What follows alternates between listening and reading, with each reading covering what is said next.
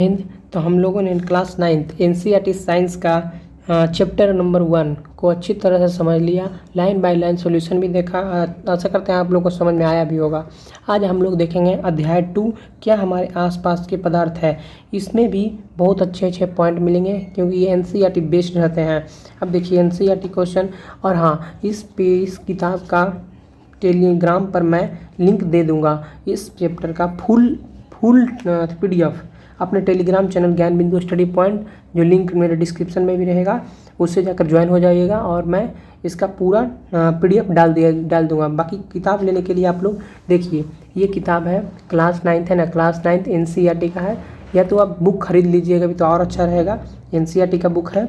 अब इसके मैंने पहला चैप्टर तो देख लिया। आज हम लोग स्टार्ट करते हैं इसका दूसरा चैप्टर, जिसका नाम है क्या हमारे आसपास के पदार्थ शुद्ध है। हम लोग स्टार्ट करते हैं। इसका लाइन बाय लाइन सॉल्यूशन देंगे और कहते हैं कि इसका शॉर्ट नोट आप लोग बना लीजिए। हम बताएंगे कैसे शॉर्ट नोट भी बनाना होता है। जो देखिए, चलिए हम लोग स्टार्ट करते हैं। तो पॉइंट टू पॉइंट बात करेंगे। देखते हैं, देखिए क्या हम कैसे जान सकते हैं कि बाजार से खरीदा हुआ दूध, घी, मक्खन, नमक, मसाला, मिनरल या जल शुद्ध है। ठीक है, आगे देखते हैं। क्या आपने कभी इन खाने वाले पदार्थों के डिब्बों पर लिखे शुद्ध पदार्थ को देखा है। देखिए लिखा हुआ है शुद्ध नमक, शुद्ध घी, शुद्ध दूध लिखा हुआ ना, तो वही देखा है। शुद्ध पर ध्यान दिया होगा कि एक साधारण व्यक्ति के लिए शुद्ध का अर्थ क्या होता है। हमारे लिए शुद्ध का अर्थ क्या होगा कि कोई पदार्थ मिलावट ना हो। देखिए लिखा हुआ भी है, एक साधारण व्यक्ति के लिए शुद्ध पदार्थ का क्या अर्थ होता है कि पदार्थ में कोई मिलावट ना हो। लेकिन वैज्ञानिकों की दृष्टि से ऐसा नहीं होता। देखिए वैज्ञानिक क्या कहते हैं, वैज्ञानिकों के लिए यह सभी वस्तु विभिन्न पदार्थ के मिश्रण होते हैं। वैज्ञानिकों के लिए यह सभी पदार्थ के मिश्रण होते हैं, अर्थात शुद्ध नहीं होते हैं। वैज्ञानिकों का कहना है कि शुद्ध तो है लेकिन ये सभी मिश्रण है। जैसे एग्जाम्पल हम ले, उदाहरण के लिए बहुत अच्छा इंपॉर्टेंट है दूध किसका किसका मिश्रण होता है, जल, वसा, प्रोटीन आदि का मिश्रण है। दूध किसका किसका मिश्रण है, दूध, जल, वसा और प्रोटीन का मिश्रण है। यह शॉर्ट नोट बनाइएगा, लिखिएगा दूध बराबर जल प्लस वसा प्लस प्रोटीन, बन गया पहला पॉइंट। अब देखिए आगे पढ़ते हैं। जब एक वैज्ञानिक किसी अन्य पदार्थ शुद्ध पदार्थ कहता है, जब एक वैज्ञानिक किसी पदार्थ को शुद्ध कहता है तो इसका तात्पर्य है कि पदार्थ में मौजूद सभी कण समान रासायनिक प्रवृत्ति के हैं। मतलब वैज्ञानिकों का कहना है कि अगर वो पदार्थ शुद्ध है तो उसके कण जो होंगे वो समान रासायनिक प्रकृति के होंगे। बाकी शुद्ध तो है ही, लेकिन वैज्ञानिक दृष्टि से अलग दृष्टि से शुद्ध होते हैं। अब देखिए, एक शुद्ध पदार्थ एक ही प्रकार के कणों से मिलकर बना होता है। क्या, एक शुद्ध पदार्थ एक ही प्रकार के कणों से मिलकर बना होता है। देखिएगा ये बहुत अच्छा पॉइंट लिखिएगा शॉर्ट नोट में, एक शुद्ध पदार्थ बराबर एक ही प्रकार के कण, बन गया शॉर्ट नोट। अब देखिए, जब हम अपने चारों ओर देखते हैं तो पाते हैं कि सभी पदार्थ दो या दो से, ध्यान दीजिएगा, सभी पदार्थ दो या दो से अधिक शुद्ध अवयवों से मिलकर बना होता है। दो या दो शुद्ध अधिक अवयवों से बना होता है। जैसे उदाहरण में देखिए कौन कौन से पदार्थ होते हैं, समुद्र का जल है, खनिज है, मिट्टी है, सभी मिश्रण है। उदाहरण के लिए समुद्र का जल, खनिज, मिट्टी सभी मिश्रण है। बोल रहा है कि सभी पदार्थ दो या दो अधिक शुद्ध अवयवों से मिलकर बना होता है। अवयव मतलब होता है कि कोई दो चीज़ से बना हुआ हो। अब देखिए मिश्रण क्या है, यहाँ बात आई ना, तो सभी मिश्रण है। तो देखिए मिश्रण क्या है, तो हम लोग देखते हैं मिश्रण क्या है। मिश्रण एक या एक से अधिक शुद्ध पदार्थ से बना होता है। यहाँ क्या था, पदार्थ दो या दो से अधिक शुद्ध अवयवों को मिलने से बना हुआ था। लेकिन मिश्रण में क्या है, मिश्रण एक या एक से अधिक शुद्ध तत्वों या यौगिकों से मिलकर बना होता है। ये पॉइंट बना लिख दीजिएगा। जैसे पदार्थ था दो या दो से अधिक शुद्ध पदार्थ, तो यहाँ पर मिश्रण एक या एक से शुद्ध अवयव तत्वों से मिलकर बना होता है, जिसे मिश्रण कहते हैं। क्या कहते हैं, मिश्रण कहते हैं। देख लिया, मतलब बोले थे हम सभी पदार्थ दो या दो से अधिक शुद्ध पदार्थ, लेकिन मिश्रण है जो एक या एक से अधिक शुद्ध तत्वों से मिलकर बना होता है। तत्वों या यौगिकों से मिलकर बना होता है, उसे मिश्रण कहते हैं। अब देखिए आगे पॉइंट हम लोग देखते हैं। आगे क्या है, देखिए यहाँ पर लिखा हुआ है, यदि हम जानते हैं कि जल में, क्या हम जानते हैं कि जल में घुले हुए सोडियम क्लोराइड को कौन सी विधि है, घुले हुए सोडियम क्लोराइड को वाष्पीकरण या आसवन विधि द्वारा अलग किया जाता है। पॉइंट बना, देखिए जल में घुले हुए सोडियम क्लोराइड यानी नमक को वाष्पीकरण या आसवन विधि से जल से पृथक किया जाता है। लोगों ने पहले भी वाष्पीकरण का परिभाषा पिछले चैप्टर में देखा था। उनका परिभाषा था कि क्वथनांक से कम तापमान पर, क्या, क्वथनांक से कम तापमान पर द्रव के वाष्प परिवर्तन होने की क्रिया वाष्पीकरण कहलाती है। चलिए, जल में सोडियम क्लोराइड को पृथक करने की कौन सी विधि है, वाष्पीकरण या आसवन विधि। कौन सी विधि? वाष्पीकरण या आसवन विधि। तो पॉइंट बनाइएगा, जल में घुले सोडियम क्लोराइड कैसे मना करते हैं? वाष्पीकरण या आसवन विधि द्वारा प्रत्येक करते हैं। चलिए आगे बढ़ते हैं। यद्यपि सोडियम क्लोराइड अपने आप में एक शुद्ध पदार्थ है, लीजिए लिखिएगा नोट में कि सोडियम क्लोराइड बराबर शुद्ध पदार्थ, सोडियम क्लोराइड बराबर शुद्ध पदार्थ, क्योंकि सोडियम क्लोराइड अपने आप में एक शुद्ध पदार्थ है और इससे भौतिक विधि के द्वारा इसे रासायनिक विधि परीक्षण नहीं किया जा सकता। जब ये शुद्ध पदार्थ है ही तो इसे अलग क्यों करेंगे? तो ही लिख रहा है इसे भौतिक विधि के द्वारा रासायनिक अभिक्रिया पृथक नहीं किया जा सकता है। इसी प्रकार चीनी एक पदार्थ है। क्या है? चीनी भी एक पदार्थ है, क्योंकि यह एक ही प्रकार के शुद्ध अवयव रखता है। चीनी भी एक ही प्रकार के शुद्ध अवयव रखता है और इसका यौगिक समान रहता है। तो लिखिएगा चीनी बराबर शुद्ध अवयव बराबर यौगिक समान, चीनी बराबर शुद्ध अवयव बराबर यौगिक समान। ये बना शॉर्ट नोट जैसा। शॉर्ट नोट बहुत ही इंपॉर्टेंट करता है। पॉइंट किताब है तो बहुत अच्छा हाईलाइट कर दीजिएगा, नहीं तो शॉर्ट नोट की तरह कॉपी में लिख लीजिएगा। अब देखिए, अब देखते हैं हम लोग आगे। पेय पदार्थ और मिट्टी में एक समान कण नहीं होते हैं। जाहिर सी बात है, पानी में बहुत सारी मिलावटें होती हैं और मिट्टी में भी तो एक समान कण नहीं होते हैं। शुद्ध पदार्थ किसी भी स्रोत से प्राप्त हो, इसके अभिलाषणीय गुण एक समान होंगे। पॉइंट है, शुद्ध पदार्थ किसी भी स्रोत से प्राप्त हो लेकिन इसके जो अभिलाषणीय गुण होंगे वो एक समान होंगे। क्या होंगे? एक समान होंगे। चलिए आगे बढ़ते हैं। इस प्रकार हम कह सकते हैं कि मिश्रण में एक से अधिक शुद्ध पदार्थ होते हैं। मिश्रण में एक से अधिक शुद्ध पदार्थ होते हैं। यहाँ भी हम लोगों ने देखा था, देखिए यहाँ देखिए मिश्रण में एक से अधिक शुद्ध तत्व यौगिक होते हैं और यहाँ भी यही निष्कर्ष निकलता है कि मिश्रण में एक से अधिक शुद्ध पदार्थ निकलता है। हम लोग पॉइंट टू पॉइंट बात करते हैं। देखिए अब मिश्रण के प्रकार, हम मिश्रण कितने प्रकार के होते हैं? 2 प्रकार के होते हैं मिश्रण में। देखिए अब मिश्रण देखिए आगे बढ़ते हैं। ये क्रियाकलाप है, इतना इंपॉर्टेंट नहीं है, हम आगे अब देखते हैं। देखिए यहाँ लिखता भी है अवयवों की प्रकृति के अनुसार विभिन्न प्रकार के मिश्रणों का निर्माण होता है। क्या? अवयवों की प्रकृति के अनुसार विभिन्न प्रकार के मिश्रण का निर्माण होता है। अवयव की प्रकृति के अनुसार, पॉइंट है, अवयव की प्रकृति के अनुसार विभिन्न प्रकार के मिश्रण का निर्माण होता है। अब मिश्रण के प्रकार कौन कौन से हैं आगे देखते हैं। मिश्रण, इस तरह मिश्रण के कई प्रकार होते हैं। अब देखिए आगे हम देखते हैं आगे मिश्रण के कितने प्रकार हैं। देखिए मिश्रण के 2 प्रकार होते हैं। देखिए एक समांगी मिश्रण हो गया, एक विसमांगी मिश्रण हो गया। अब हम लोग देखते हैं कि समांगी किसे कहते हैं और विसमांगी किसे कहते हैं। देखिए जिसकी बनावट समान होती है इस तरह के मिश्रण को क्या कहते हैं? समांगी मिश्रण कहते हैं और इसको विलयन भी कहा जाता था अथवा इसे विलयन कहते हैं। क्या बना पॉइंट? समांगी मिश्रण किसे कहते हैं? जिसकी बनावट समान होती है उसे, इस तरह के मिश्रण को हम समांगी मिश्रण कहते हैं अथवा विलयन कहते हैं। अब इस तरह के मिश्रणों के कुछ अन्य उदाहरण देखते हैं। देखिए जल में नमक, जल में चीनी, जल में नमक, जल में चीनी समांगी मिश्रण है और विलयन है। उदाहरण नोट कीजिएगा, जल में नमक, जल में चीनी समांगी मिश्रण है। अब देखिए आगे देखते हैं समांगी मिश्रणों का। देखिए समांगी मिश्रण जो है पृथक पृथक संघट रखते हैं, मतलब अलग अलग गुण रखते हैं। क्या रखते हैं? समांगी मिश्रण, पॉइंट बना, समांगी मिश्रण पृथक पृथक अलग अलग संघट रखते हैं। अब देखिए जिनके अंश भौतिक दृष्टि से अलग हैं तो उसे विसमांगी मिश्रण कहते हैं। सोडियम क्लोराइड और लोहे के छीलन, नमक हो गया, और नमक और सल्फर एवं जल एवं तेल विसमांगी मिश्रण है। मतलब जो मिले नहीं, जो घुले नहीं, वो विसमांगी मिश्रण है। अगर आप जल में तेल मिलाइएगा तो वो नहीं मिलेगा, नमक और सल्फर मिलाइएगा तो नहीं मिलेगा, सोडियम क्लोराइड को लोहे के छीलन मतलब नमक और लोहे की जो बुरादे होते हैं उसको मिलाइएगा वो भी नहीं मिलेंगे। तो ये समझ आएगा विसमांगी मिश्रण। कहने का मतलब हुआ विसमांगी मिश्रण वो होते हैं जो आपस में नहीं मिलते हैं, उसे विसमांगी मिश्रण कहते हैं। चलिए अब हम लोग आगे देखते हैं। देखिए फिर एक क्रियाकलाप आ गया, वही क्रियाकलाप है, मतलब इसी को क्रियाकलाप के माध्यम से समझाया गया है। अब हम देखते हैं विलयनों, मतलब हम पढ़ेंगे क्या? विलयन पढ़ेंगे, निलंबन पढ़ेंगे, कुलाइडी विलयनों के बारे में पढ़ेंगे। तो सबसे पहले हम देखते हैं विलयन क्या है। देखिए विलयन क्या है, नोट करते जाइएगा। विलयन 2 या 2 से अधिक पदार्थों का समांगी मिश्रण। क्या है? विलयन 2 या 2 से अधिक पदार्थों का समांगी मिश्रण है। विलयन 2 या 2 से अधिक पदार्थों का समांगी मिश्रण है। अब देखिए आप प्रतिदिन बहुत प्रकार के विलयनों को देखते होंगे। अब देखिए क्या क्या हम लोग देखते हैं। नींबू जल भी विलयन है, सोडा जल भी आदि विलयन के उदाहरण है। नींबू जल हो गया, सोडा जल हो गया, ये सब विलयन का उदाहरण है। अब देखिए प्राय हम एक विलयन को ऐसे तरल पदार्थ के रूप में विचार करते हैं जिसमें ठोस, द्रव, गैस मिले हों, लेकिन प्रकृति में ठोस विलयन और मिश्र धातु हो और गैसीय भी होते हैं। कहने का मतलब होता है पहराया हम एक विलयन को ऐसे तरल पदार्थ के रूप में विचार करेंगे जिसमें ठोस, द्रव और गैस मिले होंगे। एक ऐसा विलयन लेना है जिसमें ठोस भी हो, द्रव भी हो, गैस भी हो, लेकिन प्रकृति में ठोस विलयन मिश्र धातु के गुण दिखाएगा, और गैसीय विलयन में वायु भी होते हैं। देखिए गैसीय विलयन में वायु भी मिश्रण है, वायु भी बहुत सारे गैसों का मिश्रण है, इसीलिए विलयन यहाँ लिखा हुआ है गैसीय विलयन वायु भी होते हैं। और हम लोग अगले पेज पे देखते हैं। अब देखिए क्या था, 1 बिलियन के कणों में समांगिकता होती है। क्या होती है? 1 बिलियन के कणों में समांगिकता होती है। मतलब कहने का मतलब हुआ समांगी मिश्रण, मतलब वो घुले हुए अच्छी तरह होते हैं, इसलिए कह रहा है बिलियन के कणों में समांगिकता होती है। कैसे होती है? उदाहरण के लिए हम लोग लेते हैं नींबू जल। देखिएगा नींबू जल का स्वाद हमेशा सदैव समान रहता है। क्या रहता है? नींबू जल का स्वाद हमेशा समान रहता है। यह दर्शाता है कि इस बिलियन में चीनी और नमक के कण जो है समान रूप से वितरित होते हैं। क्या होते हैं? समान रूप से वितरित होते हैं।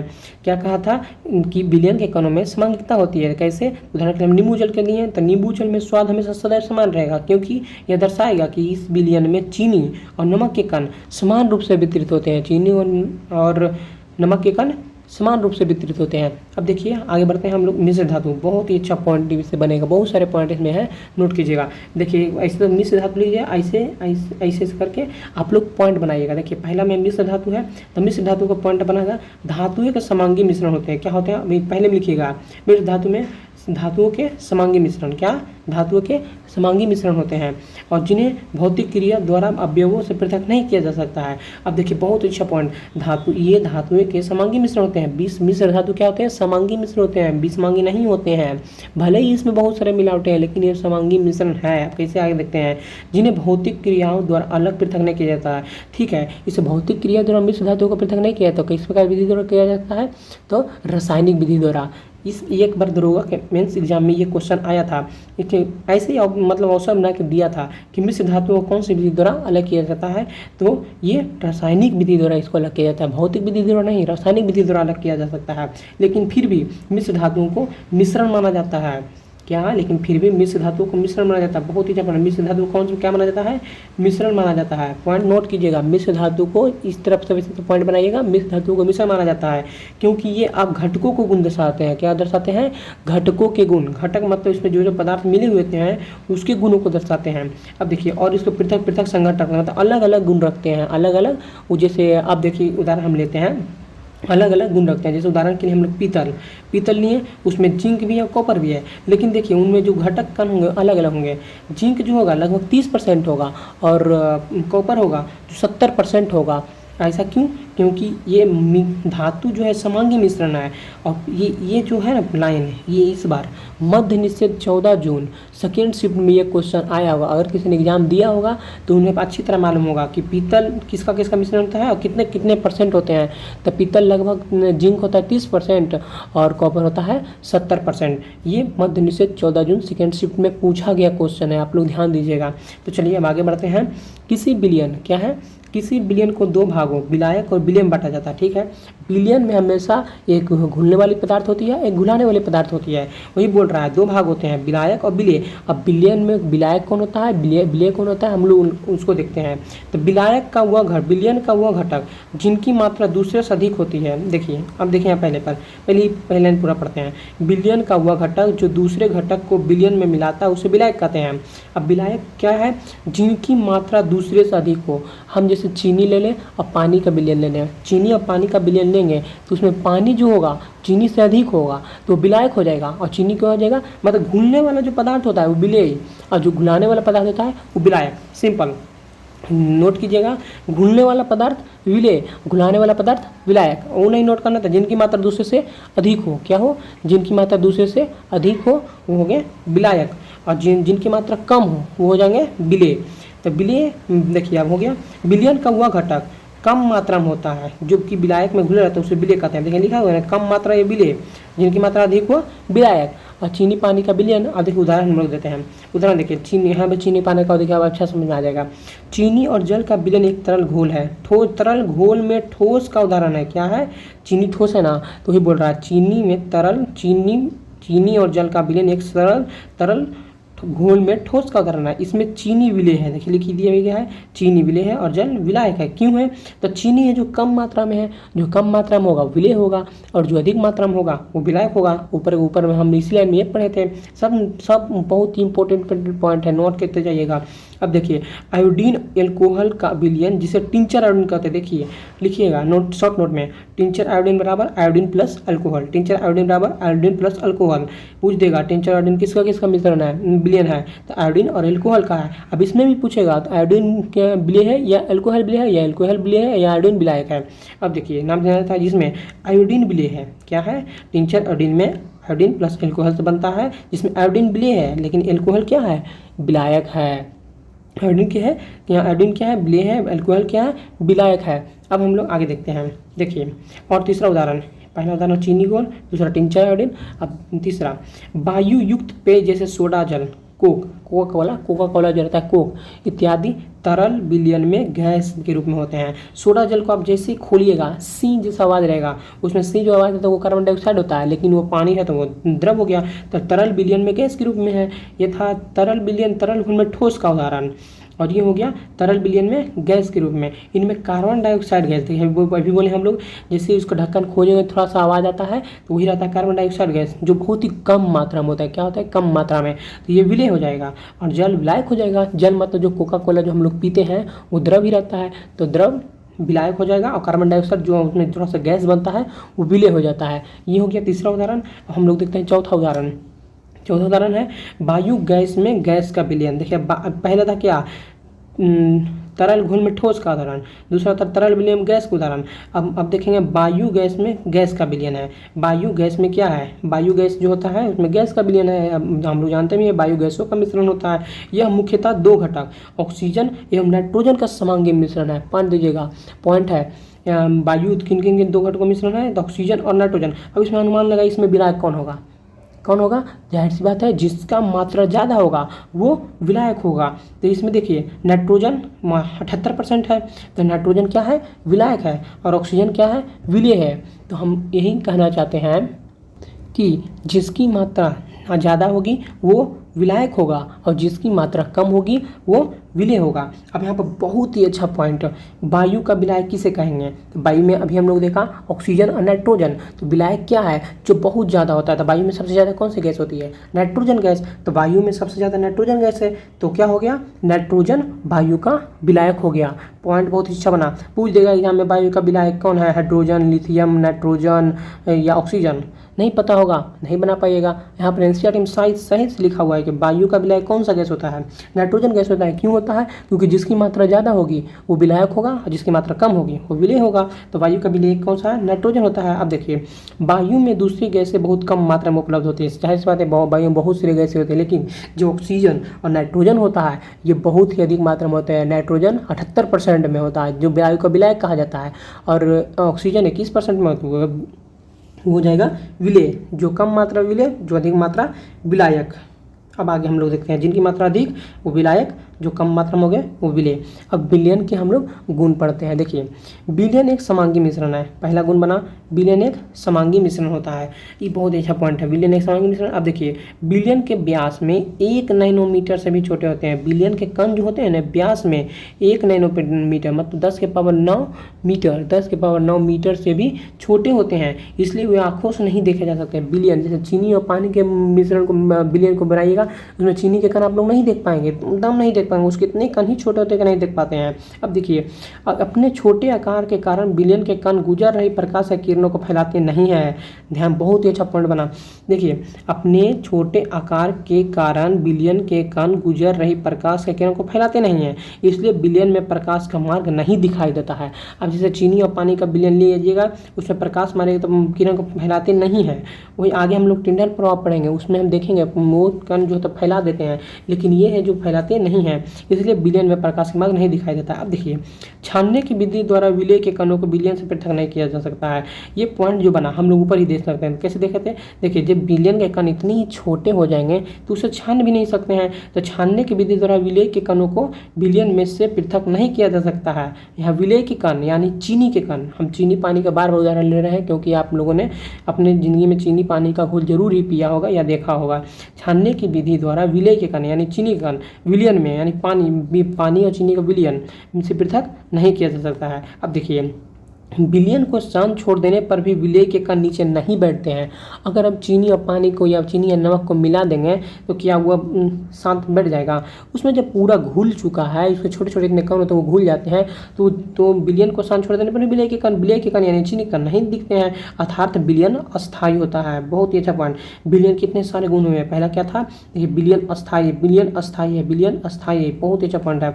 विलयन के समांगी मिश्रण है। विलयन में कण 1 नैनोमीटर से भी छोटे होते हैं, इसलिए आंखें नहीं देख सकते हैं। दूसरा, वे अपने छोटे कारण के कारण विलयन के कण गुजर रही प्रकाश किरणों को फैलाते नहीं है, इसलिए विलयन में प्रकाश का मार्ग नहीं दिखाई देता है। दूसरा, छानने की विधि द्वारा विलयन के कणों को नहीं पृथक किया जा सकता है। चौथा, विलयन अस्थायी है, मतलब इसी पॉइंट में बन गया चौथा, विलयन के अस्थायी है। तो चलिए आज हम लोग यहीं तक रहने देते हैं, आगे हम लोग पढ़ेंगे विलयन की सांद्रता। विलयन की सांद्रता के बारे में हम लोग जानेंगे। मैंने जिस प्रकार आप लोगों को बताया, शॉर्ट नोट बनाइएगा, उसको देखिएगा। इसका PDF मैं टेलीग्राम चैनल ज्ञान बिंदु स्टडी पॉइंट पे अपलोड भी कर दिया हूँ, वहाँ से जाकर आप लोग PDF निकाल लीजिएगा। उस पर आप लोग अच्छा सा शॉर्ट नोट बनाकर एक कॉपी में लिखिएगा या बार बार रिवीजन कीजिएगा। मैं क्लास को ज़्यादा लंबा नहीं करूँगा, क्योंकि ज़्यादा लंबा क्लास भी अच्छा नहीं होता है, और ये इसके जितने भी पॉइंट बनेंगे मैं आपको एक एक पॉइंट को सरल भाषा में समझाने की पूरी कोशिश कर रहा हूँ। वीडियो अच्छा लगा हो तो ज़रूर लाइक करें, सब्सक्राइब करना मत भूलिएगा। जहाँ भी पॉइंट दिक्कत होता है एक कमेंट जरूर कीजिएगा, मैं अगली क्लास में उस कमेंट पर ध्यान देकर और उसको फिर से समझाने की कोशिश करूँगा। धन्यवाद।